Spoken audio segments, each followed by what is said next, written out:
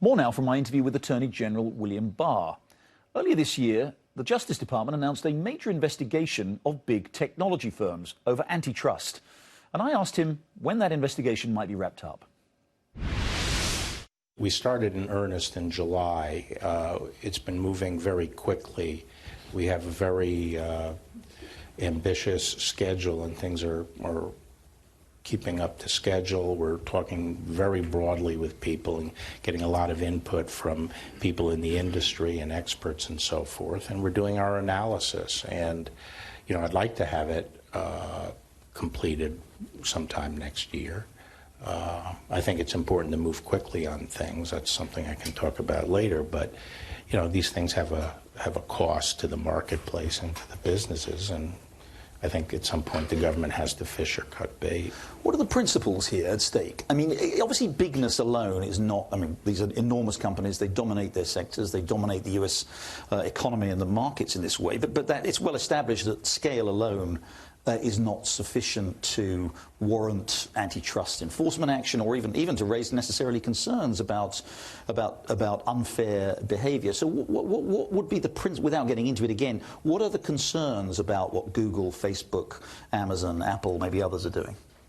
Well, let me just say, you know, our review is not just limited to antitrust. Antitrust obviously is front and center. But there are also other concerns relating to these companies that other laws might apply to.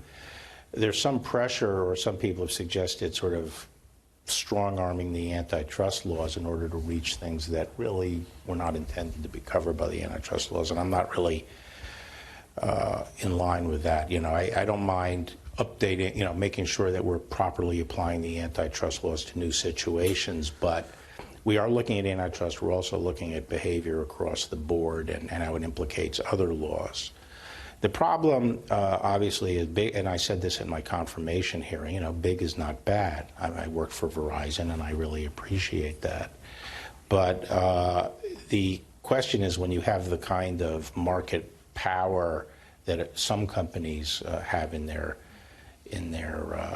market, then some conduct which may have made sense when they were sort of the insurgent company in a growing industry can become anti-competitive because it ends up fortifying the monopoly. And so there's conduct that has grown up in these businesses that we have to take a look at and see the extent to which it really involves maintaining a monopoly. Also, you know, this is particularly true where you have powerful network effects like you do in these sectors. The other thing is that these are businesses that operate in multiple submarkets, and you have to do a lot of thinking about how they potentially are leveraging power in one into another, and also the role that data plays in that. So a couple of the issues again, you may or may not want to comment on them, but some of the things that people have raised concerns about are things like, for example, bias in search results,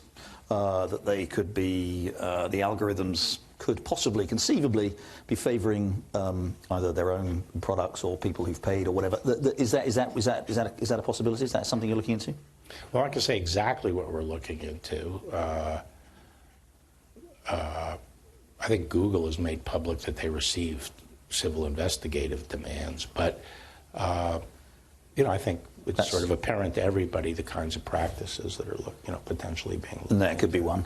And what about the simple scale of the online advertising? Facebook and Google between them dominate online advertising. Is that in itself, the scale that they have, is that a source of concern and potential antitrust action?